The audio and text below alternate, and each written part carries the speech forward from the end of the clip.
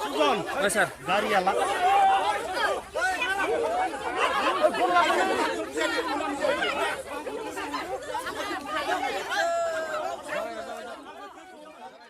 আক্ৰমণ কৰিলে আমাৰ বিপিএফ কৰ্মীবিলাকক মাৰপিট কৰিলে তেখেতসকলৰ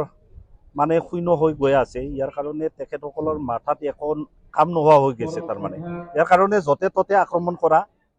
তেনেকুৱা পদক্ষেপ লৈ আছে তেখেতসকলে ইতিমধ্যে প্ৰমোদ বৰুৱা কৈছে যে আমি শান্তিৰ মানে চৰকাৰ এখন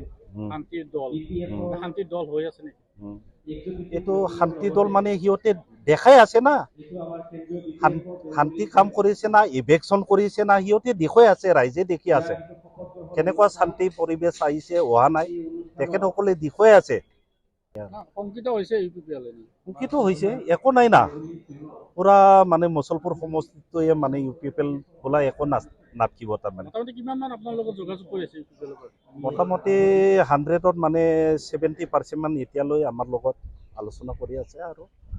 আমাৰ অহাকালিও আমাৰ আলোচনা আছে এজাহাৰ দিছোঁ আমি কালি এতিয়া কি বিচাৰে আপোনালোকে সিহঁতেতো মাজতেও আমাৰ BPF ওদালবাৰী অফিচত